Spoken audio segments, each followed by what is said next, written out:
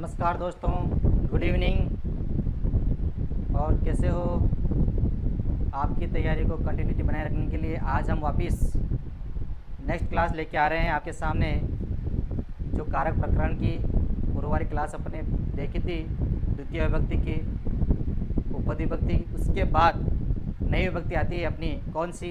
तृतीय विभक्ति। और तृतीय विभक्ति से संबंधित जितने भी सूत्र आते हैं, जितने भी उपपद विभक्ति से संबंधित जो पद आते हैं, उन सबको आज अपन यहाँ अध्ययन करेंगे। और अपनी जो तैयारी है बराबर बनाए रखें, लगातार बनाए रखें। और हर टॉपिक के बाद एक न एक टॉपिक का आप अपने नोट्स में तैयार करते रहें, क्योंकि आने वाले जो एग्ज़ाम हैं संस्कृत से रिलेटेड, उन सभी एग्ज़ाम को अपन को क्लियर करना है। और देखते हैं आज अपन तृतीय विभक्ति। तो तृतीय विभक्ति के अंतर्गत कौन सा कारक आता है, इस कारक का अध्ययन करते हैं। तो इसमें कारक होता है, कारक कौन सा होता है? करण कारक। कौन सा कारक होता है? करण कारक। करण कारक कौन सा कारक? करण कारक। और इसका चिन्ह क्या होता है? चिन्ह, तो इसका चिन्ह होता है कौन सा? तो वो चीज़ देखते हैं अपन, से द्वारा। कौन सा चिन्ह होता है? से द्वारा। तो ये अपना तृतीय विभक्ति जो पढ़ने जा रहे हैं उसमें कारक कौन सा है? तो आपके पहला क्वेश्चन तो यहाँ से निकल के आता है कि करण कारक में कौन सी विभक्ति प्रयोग होती है? तो करण कारक में तृतीय विभक्ति का प्रयोग किया जाता है और चिन्ह आता है से द्वारा। अब इसकी जो मुख्य पहचान होती है कि कहाँ कहाँ कौन कौन से शब्दों में किस प्रकार की पहचान होती है तृतीय के अंदर, उस चीज़ को आज अपन देखेंगे। ये आपको किसी भी गाइड में, किसी भी नोट्स में नहीं मिलेगा। सिर्फ और सिर्फ अपनी क्लास में आपको प्रत्येक विभक्ति की अपनी अपनी पहचान मिलेगी। इस चीज़ से अपन अपना जो शब्द रूप आते हैं उन शब्द रूपों को रटन विद्या से मुक्त होकर के और एकमात्र पहचान के आधार पर अपने शब्द रूप, अपने कारक, अपनी अशुद्धि संशोधन जितने भी हैं वो अपन यहाँ से क्लियर कर सकते हैं। तो देखिए, तृतीय की जो पहचान होती है, उस तृतीय की पहचान में एक वचन, द्विवचन और बहुवचन कौन कौन से? सबसे पहले अपन बात करते हैं कि पिक्स जो द्विवचन है, इस द्विवचन में, तृतीय के द्विवचन में हमेशा कोई सा भी शब्द रूप हो, उसमें आपको भ्याम मिलेगा। क्या मिलेगा? भ्याम। एक्स वाई जेड, कोई सा भी शब्द रूप हो, एक्स वाई जेड, सभी शब्द रूपों के अंदर तृतीया के द्विवचन में आपको भ्याम मिलेगा। इसके बाद फिर बहुवचन में देखते हैं कि बहुवचन में क्या मिलेगा। तो बहुवचन में आपको आई प्लस विसर्ग, ये तो आता है आपके केवल और केवल अकारांत पुल्लिंग में। किसमें? अकारांत पुल्लिंग में। किसमें आएगा? अकारांत पुल्लिंग में आई प्लस विसर्ग। जैसे अपन राम शब्द देखते हैं, बालक शब्द देखते हैं, तो वहाँ पर क्या आता है अपने पास? रामई। क्या आता है? रामई। और उसी प्रकार बालक शब्द में आता है बालकई। क्या आता है? बालकई।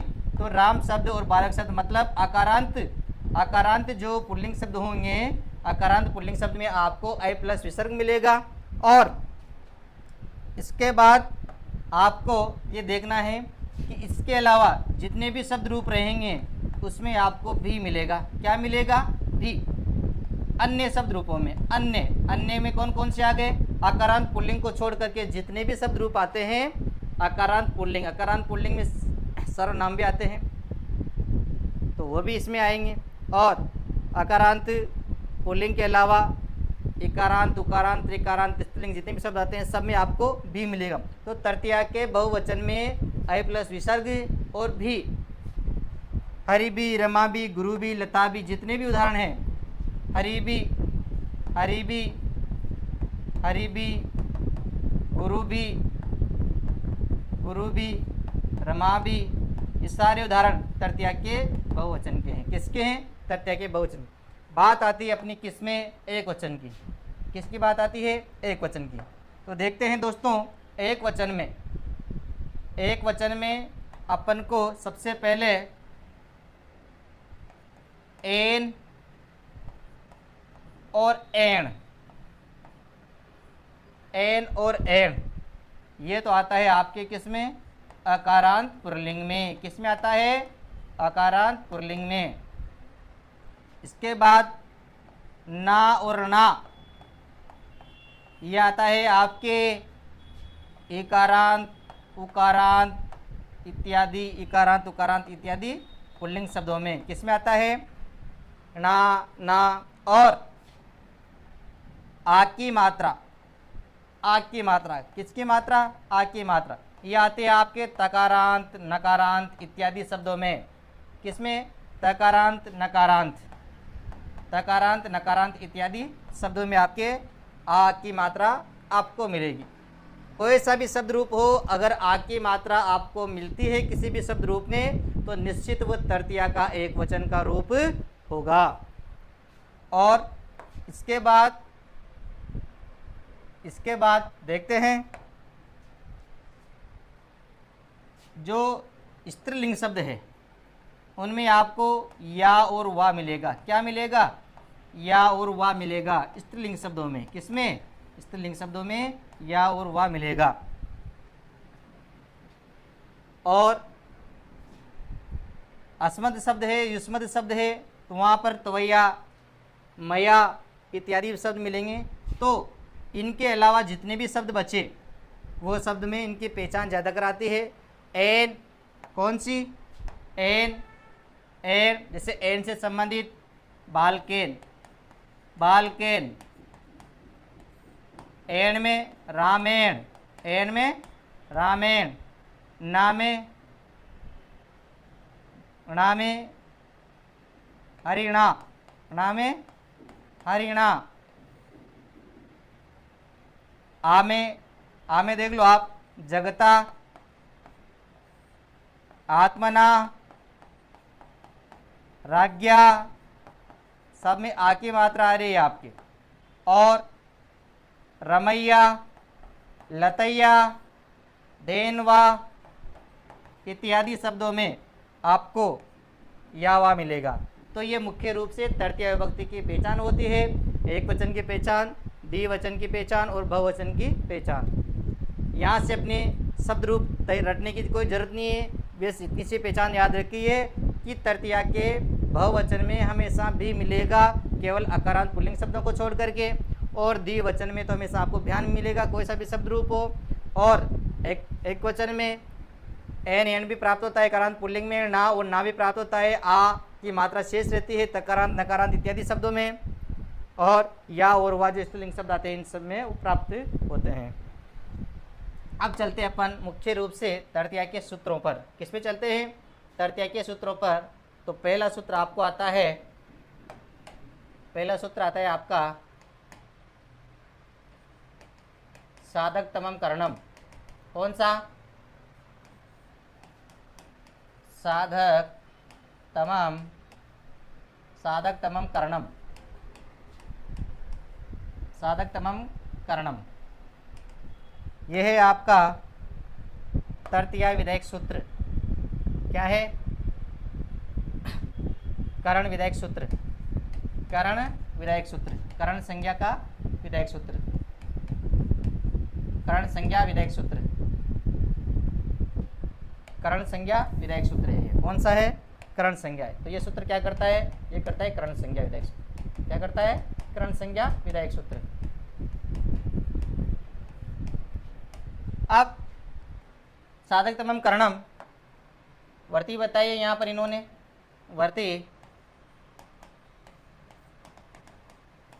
वर्ती बताइए कि क्रिया सिद्धो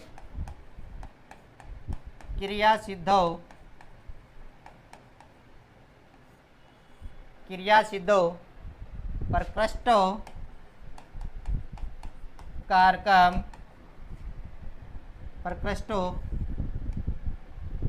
करण संज्ञा स्यात्, करण संज्ञा स्यात्।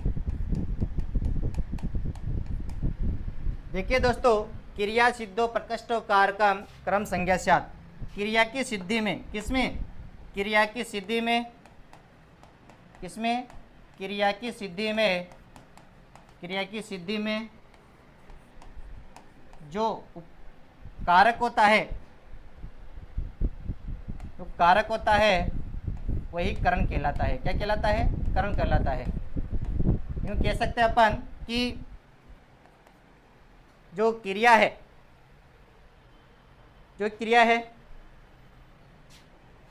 उस क्रिया को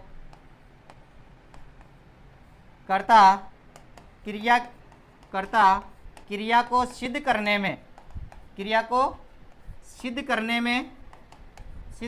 में जिस उपकारक या जिस साधन का प्रयोग किया जाता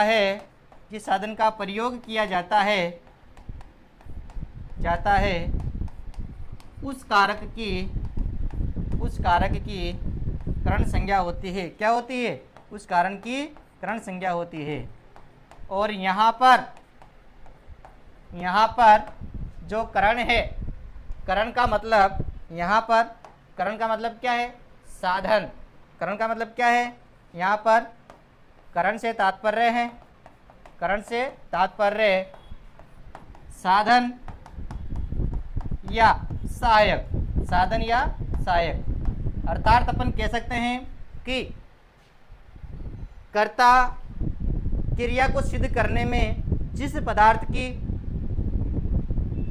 या जिस साधन की आवश्यकता होती है, उस साधन की ही करण संज्ञा होगी। क्या होगी? उस साधन की ही करण संज्ञा होगी। और साधन में ही तृतीय विभक्ति होती है। क्या होती है? साधन में तृतीय विभक्ति होती है। उदाहरण के रूप में देखते हैं, उदाहरण से समझते हैं इस चीज को।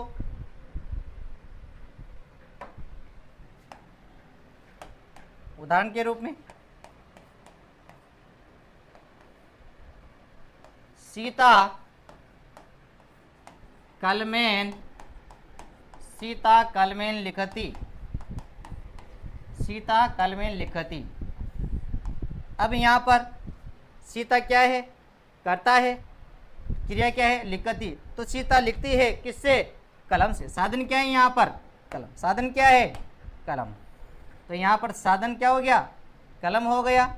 और साधन कलम हो गया तो यहाँ पर क्या हो जाएगी? कलम में तृतीया विभक्ति हो जाएगी, क्योंकि सीता लिखने का काम कर रही है किससे? कलम से। इसी प्रकार सीता कलम से लिखती है।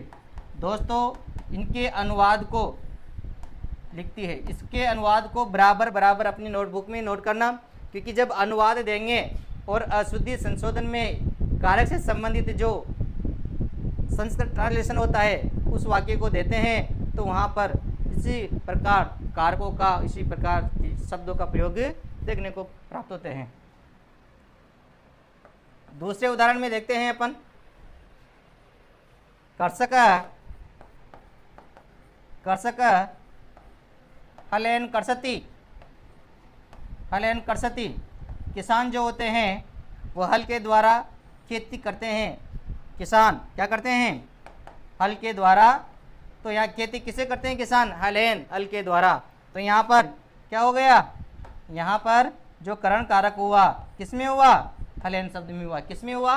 हलेन शब्द में करण कारक हुआ।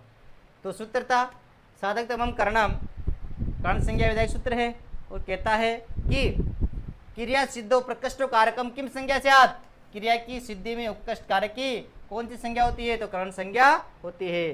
क्रिया की सिद्धि में उस कारक को करण कहलाता है। और यहाँ पर ध्यान रखना, करण शब्द का तात्पर्य क्या है? करण का मतलब होता है साधन या सहायक। तो नोट कीजिए अपनी कॉपी में, दोनों उदाहरण यहाँ पर हैं। इसके बाद अगला आता है तृतीय विभक्ति सूत्र। कौन सा आता है? तृतीय विभक्ति सूत्र। दूसरा सूत्र आता है कर्तृकरणयो तृतीया। कौन सा? कर्तृकरणयो तृतीया। कर्तृकरणयो तृतीया।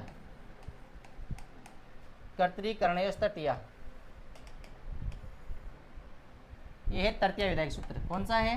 तृतीय विभक्ति का विधायक सूत्र है।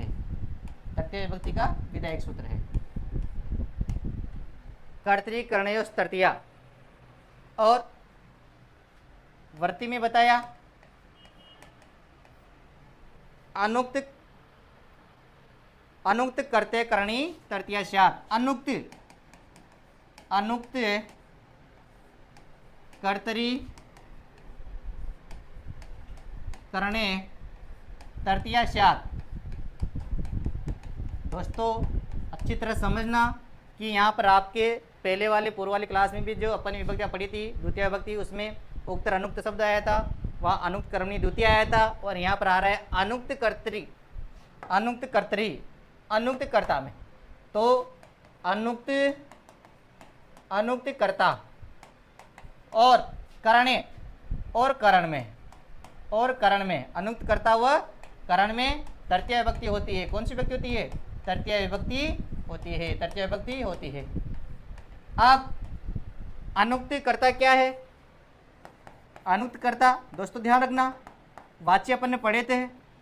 वाच्य जानते हैं कि वाच्य 3 प्रकार के होते हैं, कर्तृवाच्य, कर्मवाच्य और भाववाच्य। जो कर्मवाच्य और भाववाच्य होते हैं, उस कर्मवाच्य और भाववाच्य का जो कर्ता होता है वह अनुक्त होता है।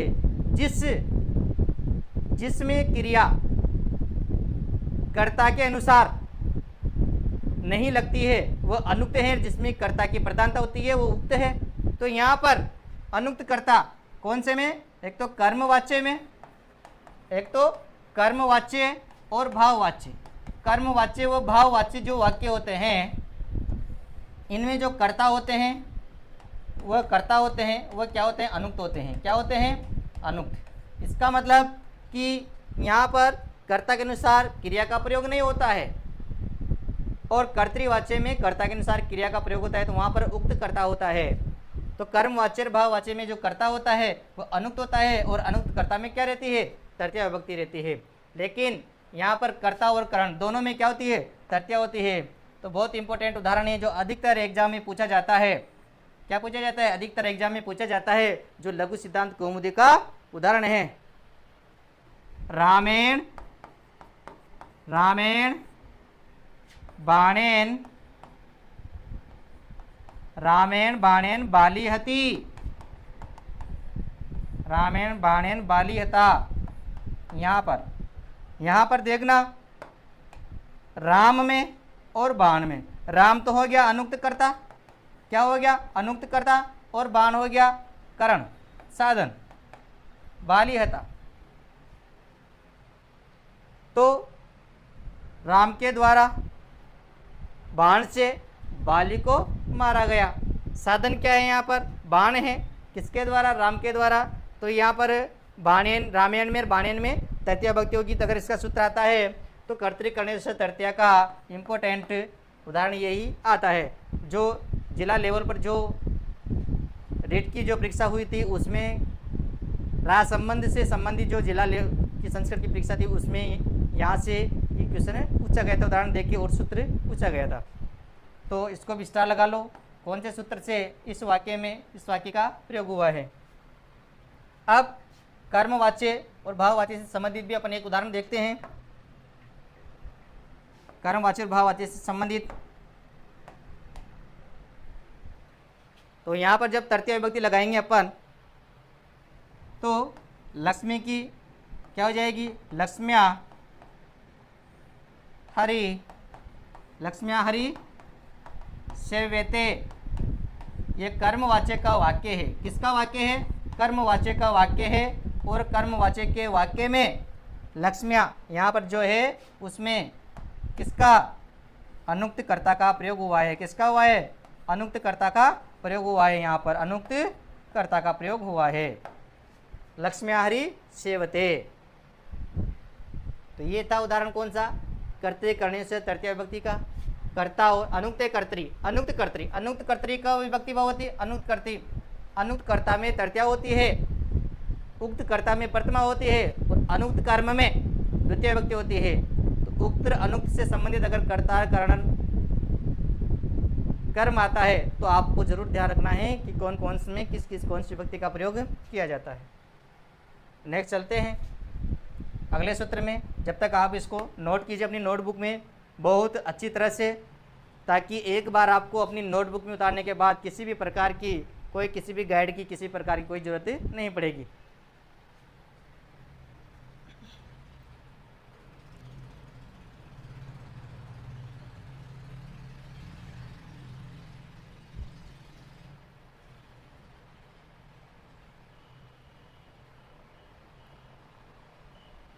चलते हैं आगे। अगला सूत्र आता है इसका तृतीया का। अगला सूत्र आता है तृतीया का सूत्र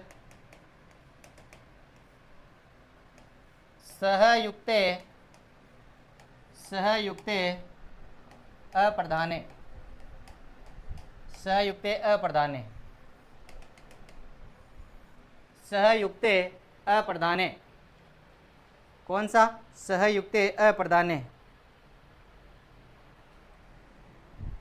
सहयुक्ते अप्रधाने। वृत्ति बताइए इसकी। सहर्थे सहर्तेन सहर्तेन युक्ते अप्रधाने तृतीया स्यात्। सहर्तेन युक्ते अप्रधाने तृतीया स्यात्। अब सहर्तेन युक्ते अप्रधाने, अप्रधान अप्रधान क्या होगा? कर्ता। सहयुक्ते अप्रधाने तृतीया स्यात्।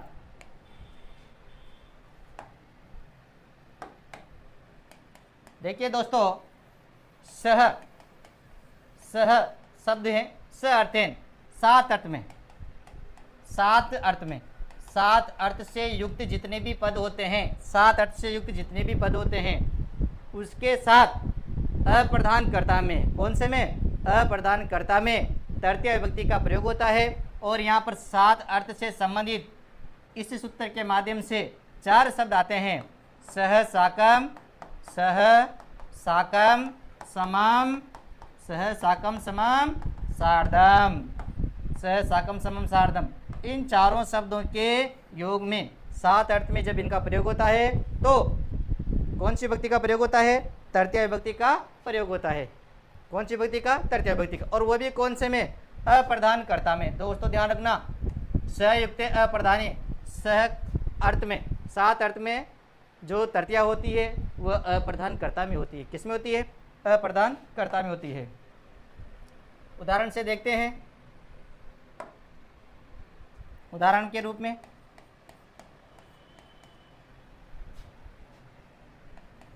पुत्रेण पिता सह, पुत्रेण सह पिता, पुत्रेण सह पिता गच्छति, पुत्रेण सह पिता गच्छति। पुत्र के साथ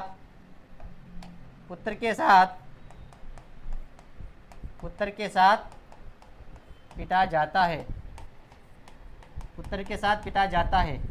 तो यहाँ पर प्रधान कर्ता तो हो गया, कौन सा? पिता। और अप्रधान हो गया, कौन सा? पुत्रेण सह, पुत्र के साथ पिता जाता है। इसी प्रकार दूसरा उदाहरण देखिए। दूसरा उदाहरण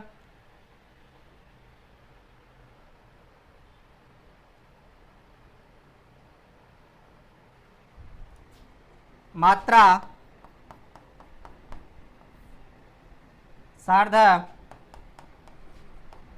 सार्धम पुत्री भोजनम पचति, मात्रा माता के साथ पुत्री भोजन पकाती है। माता के साथ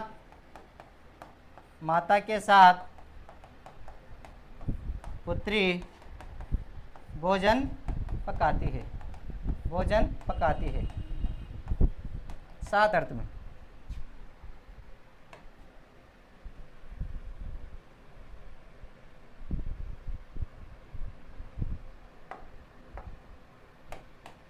नेक्स्ट उदाहरण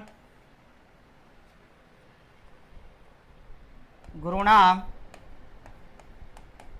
साकम छात्र अधीतम। गुरु के साथ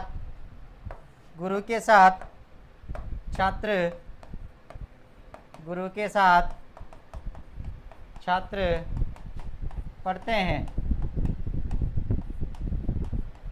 पढ़ते हैं। गुरुणा, यहाँ पर अप्रधान गुरुणा छात्र प्रधान। इस प्रकार पुत्रेण से पिता गच्छति। किसी भी प्रकार का अगर वाक्य आता है जब दो कर्ता एक साथ आते हैं तो पूर्व वाला जो कर्ता होता है, अप्रधान जो कर्ता होता है, उसमें स अर्थ है सह युक्त प्रधान्य से तृतीया विभक्ति भवति। नोट करो।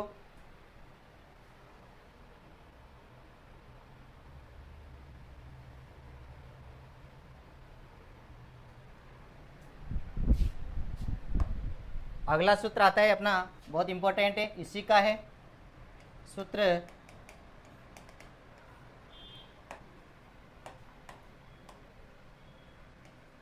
एनांग विकारः, एनांग विकारः, एनांग विकार। दोस्तों इस सूत्र में याद रखना, एनांग विकार जो अंग विकृत, यूँ मान लो अंगवाचक जो शब्द होते हैं, अंगवाचक शब्दों, अंगवाचक शब्दों में तृतीया विभक्ति होती है, मतलब करण कारक होता है। कौन सा कारक होता है? करण कारक होता है या तृतीया विभक्ति होती है। करण कारक या तृतीया विभक्ति होती है। किसमें? अंगवाचक, अंगवाचक में ही होगी, न कि किसी उस अंगवाचक व्यक्ति की, व्यक्ति की नहीं, व्यक्ति की नहीं, केवल किसकी? अंगवाचक की।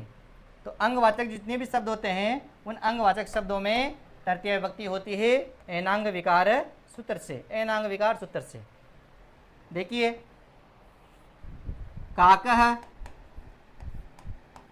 नेत्रेण, नेत्रेण काणः, नेत्रेण काणः अस्ति। कौवा, कौवा आँख से, कौवा आँख से काणा है, कौवा आँख से काणा है। यहाँ पर नेत्रेण शब्द जो है वह एनांग विकार, यहाँ पर नेत्र अंग है, नेत्र आँख, तो यहाँ पर अंगवाचक की ही तृतीया होगी, न कि कौवे की होगी। इसी प्रकार दूसरा है सूरदास नेत्राभ्याम या अक्षिभ्याम अंधः आसीत्। नेत्राभ्याम या अक्षिभ्याम जो सूरदास जी है वह क्या थे? सूरदास जी दोनों आंखों से अंधे थे, दोनों आंखों से अंधे थे सूरदास जी। कौन? सूरदास जी दोनों आंखों से अंधे थे। किस प्रकार? अंगवाचक की हो जाएगी। इसी प्रकार गांधी महोदय, गांधी महोदय शीर्षः खलवाट, खलवाट, शीर्षः खलवाट आसीत्। अब दोस्तों ध्यान रखना, मान लो अगर अपन को शीर्षा में विभक्ति पहचान में नहीं आती है, शिक्षा के शब्द रूप अपन को तैयार नहीं है, तो एक पहचान बताई थी कि जिसमें भी आ की मात्रा आती है, किसकी? आ की मात्रा आती है, तो उस आ की मात्रा की वजह से तृतीया विभक्ति हो जाएगी। तो शीर्षा शब्द जो है उसमें तृतीया विभक्ति हो रही है। तो गांधी महोदय शीर्षे खलवाट थे, खलवाट का मतलब होता है गंजे। क्या होता है? गंजे थे। तो गांधी महोदय शीर्षे गंजे थे। इसी प्रकार अपन अगला उदाहरण देखते हैं इसका। मंत्रा, मंत्रा प्रस्टेन, मंत्रा प्रस्टेन कुब्जा आसीत्, मंत्रा प्रस्टेन कुब्जा आसीत्। जो मंत्रा थी वो प्रस्टेन पीठ से क्या थी? कुब्जा, पीठ से क्या थी? कुब्जा, जिसको अपन कहते हैं कुबड़ी, कुब्जा। पीठ से प्रस्टेन, पीठ से वह कुब्जा थी, पीठ से, तो प्रस्टेन में तृतीय विभक्ति हो गई। इसी प्रकार अगला उदाहरण देखते हैं अपन।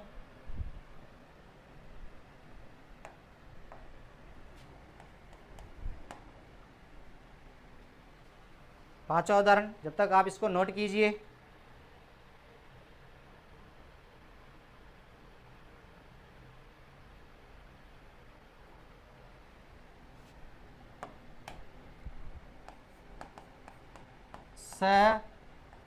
शरीरेण वामन अस्ति। बहुत अच्छा उदाहरण है। वह शरीर से वामन है। वामन का मतलब होता है बोना। क्या होता है? बोना। तो ये भी क्या है? अपना शरीर का एक पार्ट है, बोना होना शरीर का। वह शरीर से बोना है।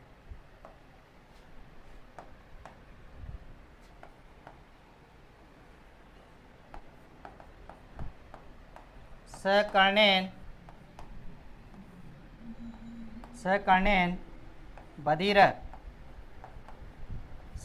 बधिर अस्ति।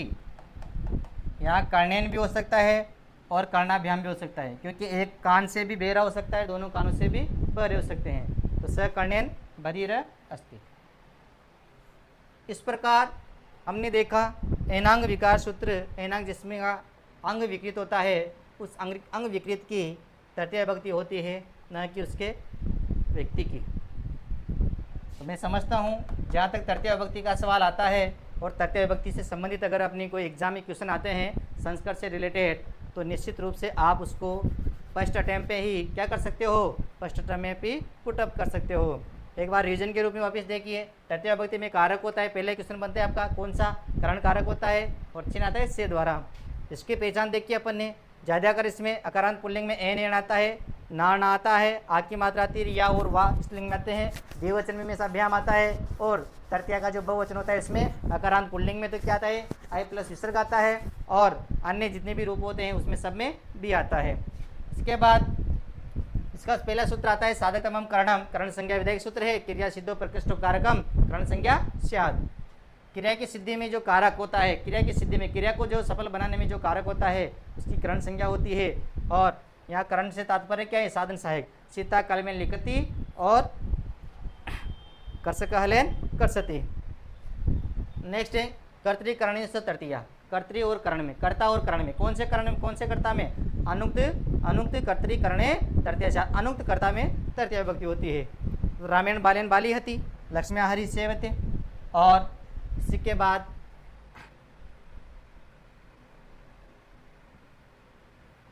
सहयुक्त अप्रदान है। कौन सा?